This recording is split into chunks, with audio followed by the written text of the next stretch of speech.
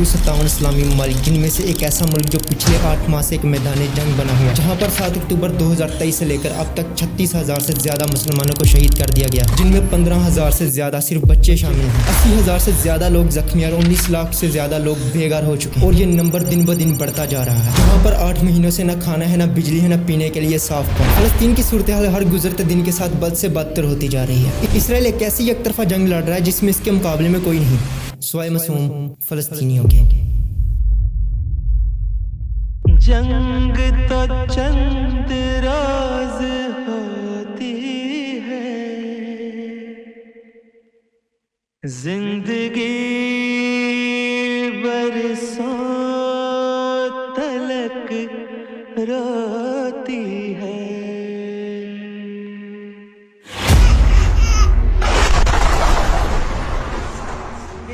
बाबा बाबा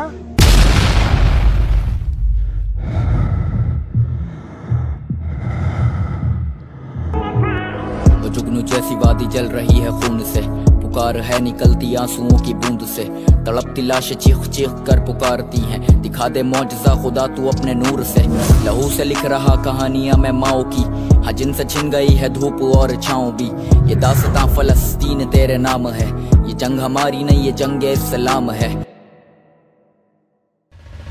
फलस्तीन के 2 बड़े हिस्से हैं, वेस्ट बैंक और गाजा स्ट्रिप, और इन दोनों के दरमियान है इसराइल। गाजा के दूसरी तरफ है इजिप्ट और तीसरी तरफ है पानी। मतलब गाजा स्ट्रिप चारों तरफ से ब्लॉक, और जो वेस्ट बैंक है यहाँ पर इसराइल का कब्जा है, और वेस्ट बैंक के अंदर ही बहुत सारे इसराइली भी रहते हैं। अब दूसरी तरफ है गाजा स्ट्रिप, जो 41 किलोमीटर का एक छोटा सा एरिया है, जहाँ पर 23 लाख से ज्यादा लोग रहते हैं, और यहाँ पर ज्यादातर हमास का कंट्रोल है। गाजा स्ट्रिप 4 हिस्सों में डिवाइडेड है, नॉर्थ गाजा, दीर अल बला, खान यूनस और रफा। अब यहाँ पर इसराइल की अटैक करने की स्ट्रेटजी देखें। सबसे पहले इसराइल ने नॉर्थ गाजा पर अटैक किया और वहाँ के लोगों को नॉर्थ गाजा खाली करने का कहा और लोगों को दीर अल बला में जाने का कहा। जब लोग नॉर्थ गाजा छोड़कर दीर अल बला में पहुंचे तो इसराइल ने यहाँ पर भी एयर स्ट्राइक्स की। अब ऑफ कोर्स लोगों ने खान यूनिस की तरफ मूव किया, लेकिन इसराइल ने खान यूनिस में भी एयर स्ट्राइक करना शुरू किया। अब लोगों के पास सिर्फ एक ही ऑप्शन बचा था, वो था रफा। 22 मई को इसराइल ने रफा में तल अल सुल्तान एरिया को सेफ जोन डेजिग्नेट किया और लोगों को वहां पनाह लेने का कहा। हाल ही में 26 मई को इसराइल ने रफा में बेघर हुए लोग जो रफा के कैंप्स में पनाह लिए हुए थे, रात के अंधेरे में बगैर किसी वार्निंग के 8 मिसाइल गिराए और शदीद बमबारी की, जिसके नतीजे में 45 से ज्यादा लोग शहीद हो गए और ज्यादातर लोग टेंट्स में आग लगने की वजह से जिंदा जल गए, जिसमें सिर्फ 23 औरतें शामिल थी और 250 लोग बुरी तरह से जख्मी हुए। और हमला करने के बाद इसराइल के प्राइम मिनिस्टर बेंजामिन नेतन्याहू ने इसको अलमनाक हादसा करार दिया। मतलब आप लोग दोगलापन देख सकते हो, हमला भी खुद ही करते हैं और फिर अफसोस भी खुद ही करते हैं। और हमला करने के बाद बहाना ये बनाया कि यहाँ पर हमास के फाइटर छुपे हुए थे, इसलिए ये अटैक किया गया। तो उन लोगों का क्या जो जिंदा जल गए। एक बाप ने अपने बच्चे को उठाया था जिसका सारी नहीं था। और यही नहीं, फिर 28 मई को इसराइल ने रफा में अल मवासी में जो लोग पनाह लिए हुए थे उनके टेंट्स पर अटैक किया, जिसमें मजीद 21 फलस्तीनी शहीद हो गए और इसमें 12 सिर्फ औरतें शामिल थी। 48 घंटों के अंदर इसराइल ने रफा में 2 अटैक्स की और अटैक भी उसी एरिया में किया जिसको इसराइल ने खुद सेफ जोन डेजिग्नेट किया था। इन अटैक्स के बाद एक slogan all eyes on Rafah social media पर ट्रेंड करने लगा, जिसको 27 मिलियन से ज्यादा लोगों ने शेयर किया। मतलब जो अब रफा में हो रहा है इसको इग्नोर नहीं किया जा सकता। रफा के लोगों के पास कोई भी सेफ जोन नहीं जहां वो पनाह ले सकें, क्योंकि इसराइल कहीं भी कभी भी एयर स्ट्राइक्स कर रहा है। इसराइल ने अब तक का सबसे बड़ा हमला 17 अक्टूबर 2023 को अल अहली हॉस्पिटल पर किया था, जहां पर 500 से ज्यादा मरीज, बच्चे और बेघर लोग पनाह लिए हुए, लेकिन इसराइल ने वहां पर मिसाइल गिरा दिया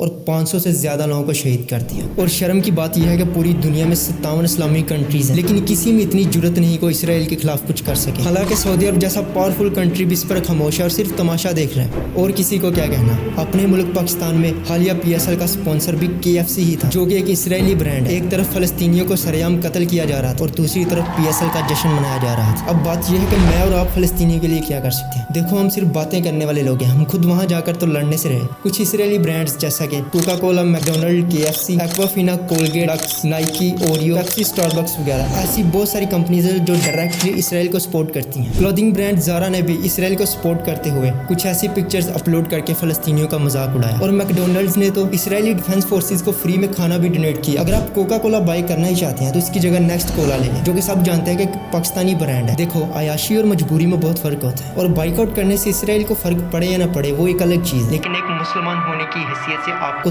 कम से कम थोड़ा सा तो बाइकआउट करना चाहिए। दूसरा तरीका है कि हम गजा के लोगों को डोनेट करके उनकी मदद कर सकते हैं। और अगर आप लोग चाहते हो कि आपकी मदद डायरेक्ट गजा के लोगों तक पहुंचे तो आप लोग अदील वान के साथ कॉन्टैक्ट कर सकते हो। बिस्मिल्लाह वस्सलातु वस्सलामु अला रसूलिल्लाह। फी हादिल यौम अल मुबारक نتمكن بفضل الله أولا ثم بفضل الإخوة المتبرعين. الأخ محمد عديل أعوان، مدثر رحيم، محمد نويد. لعام 2024 نتمكن بفضل الله أولا ثم بفضل المتبرعين محمد عادل أعوان والأخ سلمان شاه وماريا وسيم والأخ طه الشريف والأخ أحمد حسن والأخ زنير फातिमा। नतमक्कन बिफज़्लिल्लाह तुम आप डोनेट करने से पहले पूरी तरह से वेरिफिकेशन कर सकते हैं और मैं डिस्क्रिप्शन में भी डिटेल्स दे दूंगा। बाकी इसराइल मासूम फ़लस्तीनियों के खिलाफ अपनी जंग जारी रखेंगे। इसराइल का कहना है कि वो ये जंग अगले 7 महीनों तक मजीद जारी रखेंगे और ये जंग अगर अगले 7 महीनों तक जारी रहती तो आप इमेजिन भी नहीं कर सकते कि हालात कितने ख़राब हो सकते। लोगों ने फ़लस्तीन की सपोर्ट में बहुत बड़े बड़े प्रोटेस्ट भी किए हैं, लेकिन इसराइल किसी भी कीमत पर जंग बंदी करने को राज़ी नहीं। अल्लाह फ़लस्तीनियों की हिफाजत फरमाए और मुसलमान हुक्मरानों को गैरत नसीब फरमाए। अल्लाह हाफिज़। न कोई त्योहार ना ही ईद की खुशी झलकती, हंसी कहाँ पे ढूंढूं आंखें अब ये तरसती, गमों के चेहरों पर खुशी को अब लाना है, हमें हर हाल में आजाद तो कराना है, आज ही सही नहीं वो कल तो आएगी, हमें हर हाल में आजाद तो कराना है।